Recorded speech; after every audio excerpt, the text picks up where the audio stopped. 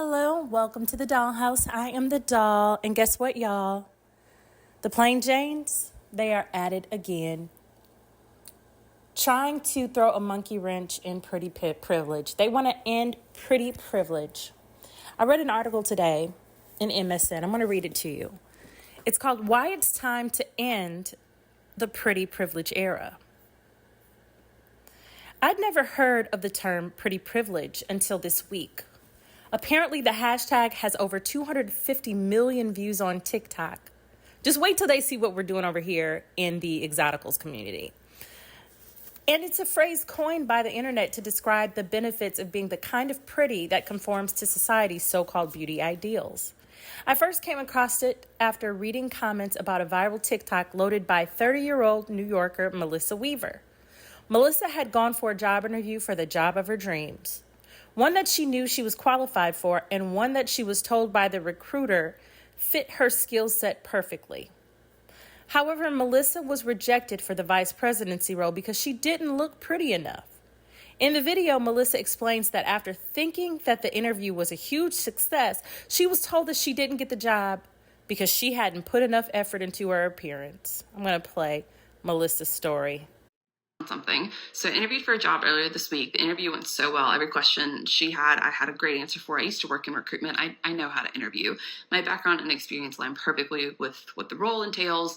So I thought it went great. But then I get an email from the recruiter saying that I'm not going to be moving on to the next round. I was really bummed because I wanted the job, but I was also very confused. So I did something I never do, and I emailed her back and asked for feedback. And she said that while my background was exactly what they were looking for, my experience lined up with what they need for the position, and my own personal goals and values align with the company's, she was concerned that for my interview, I hadn't put in enough effort in my appearance given the level of role I was interviewing for. And I was interviewing for a vice president position.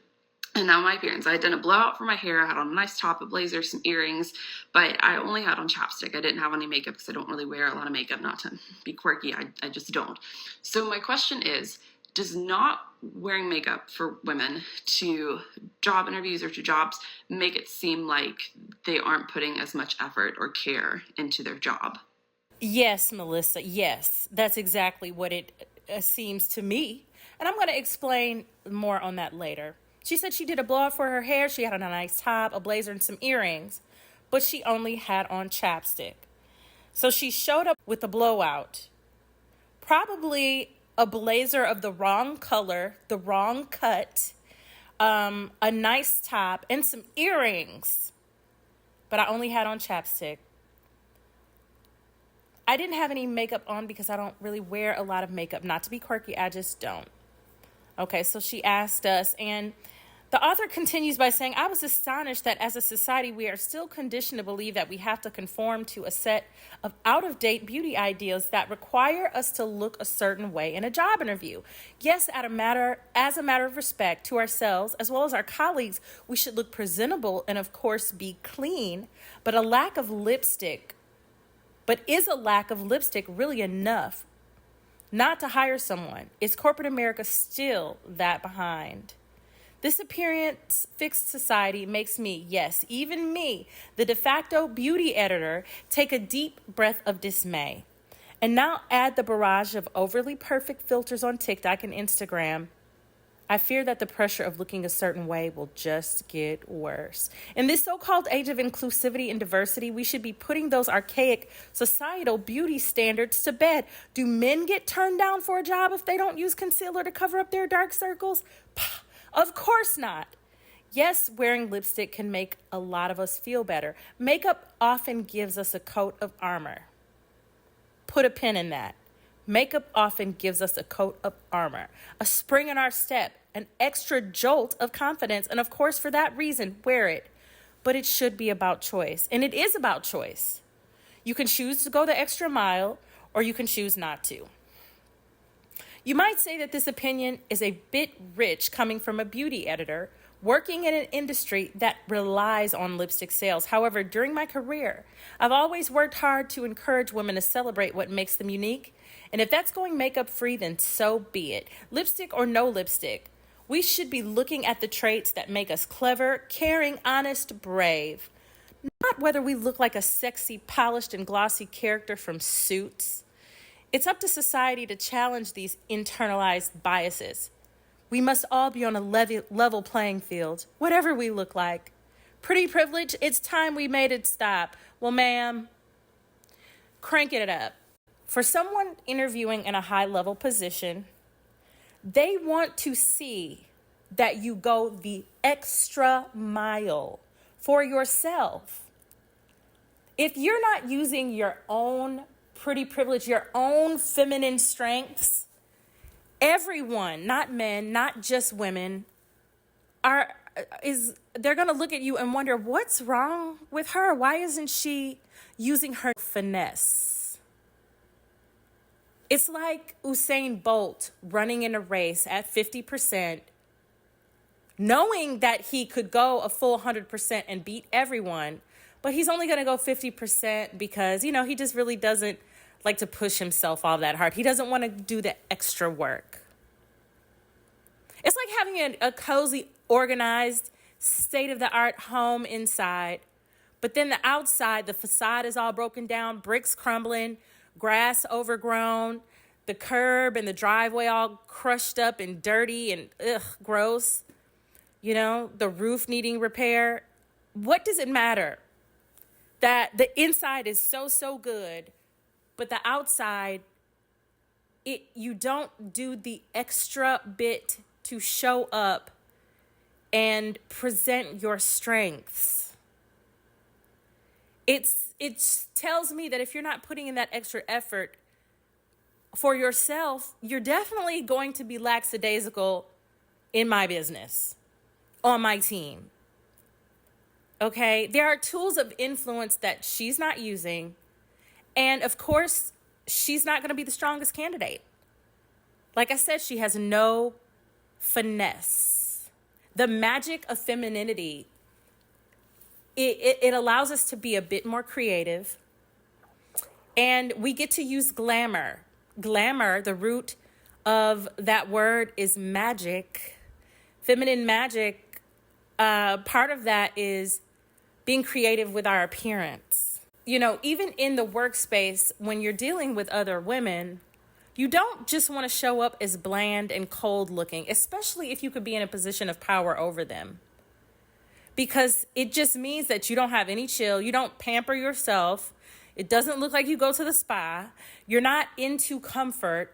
Everything is utilitarian around you. You don't celebrate the beauty of life. You're not going to be any fun. When you're asking them for their energy, their money, you've got to do something to show that you appreciate and honor their presence. And what better way to do that than by showing up with a little bit of beauty? Like I said, as above, so below.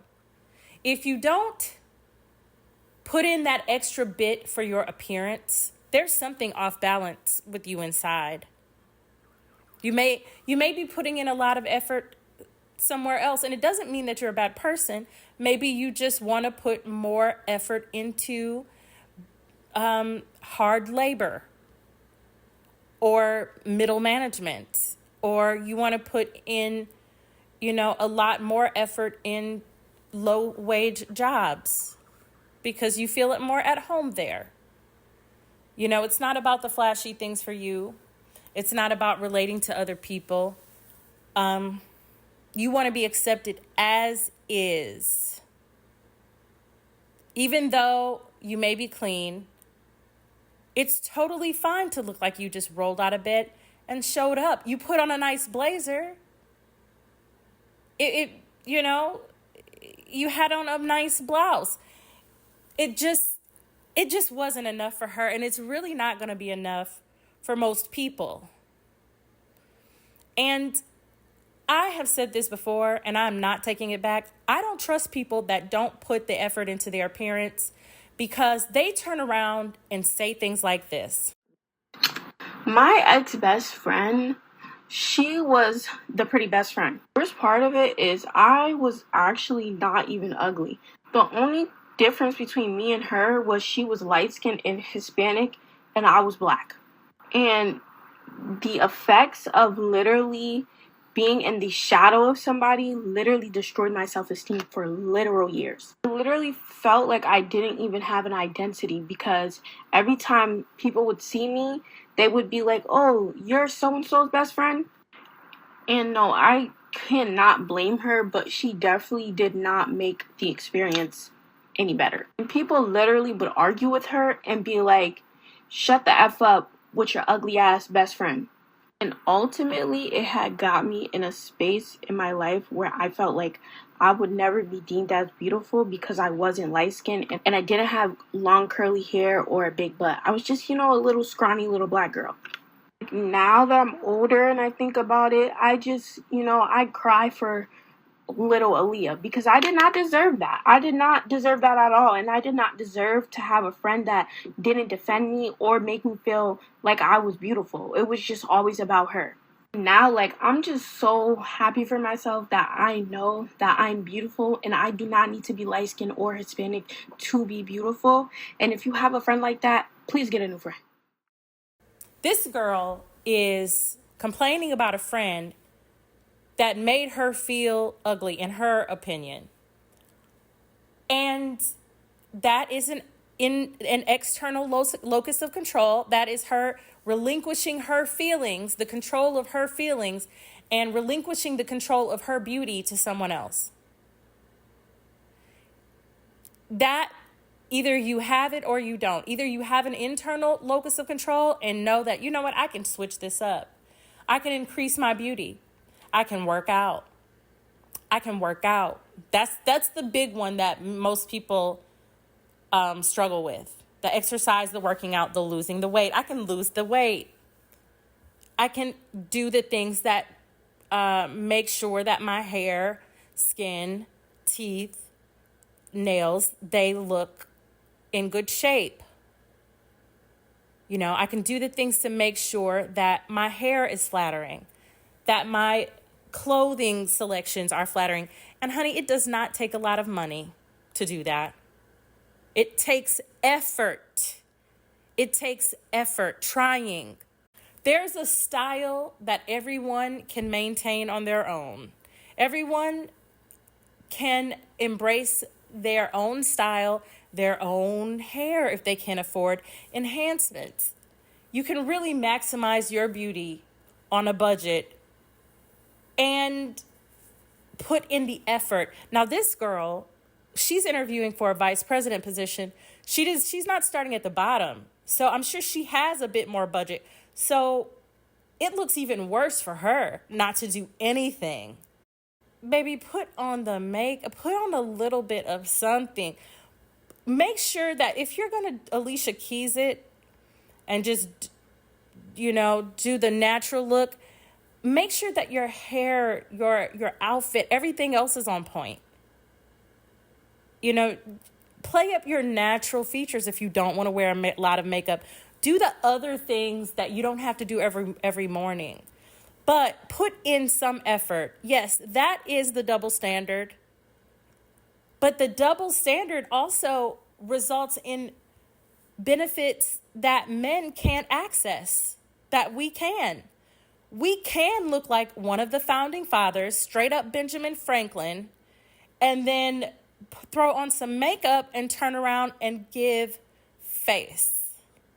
That is the double standard of makeup and femininity. We can use our magic and do straight up sorcery and turn up looking however we like. So again, I'm not going to belabor the point. Everybody knows, all the dolls know that there's no excuse for being ugly.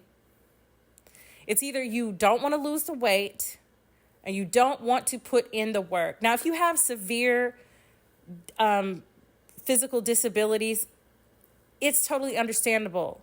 You will have to go the extra mile to build up that inner confidence. But even with that, you can put some sparkles on that wheelchair. You better put some fabric on that.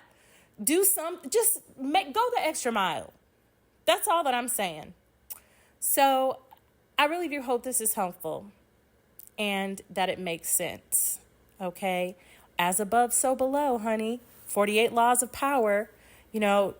dress in royal fashion to be treated like a king. I forgot which law that was, but it's in order to be treated like a vice president, you got to show up looking like a vice president would. You just do. And if you show up dry, looking stressed out, you look like the vice president that no one wants to be around. You know, when at the Christmas party, the office holiday party, no one wants to hang out with bland-faced Susie. You know, just think to yourself, like, are you attractive? Being attractive, it's magnetizing others to you. Magnetize using beauty. That is a very, very accessible way to increase your privilege in life. So I hope this makes sense. Again, I'm going to go ahead and leave you to let me know your thoughts on this. Am I wrong? Let me know if I'm wrong, because I can be wrong sometimes. So if you think so, let me know in the comments and we will argue about it. So again, I appreciate you. Subscribe to the channel. Let's talk soon.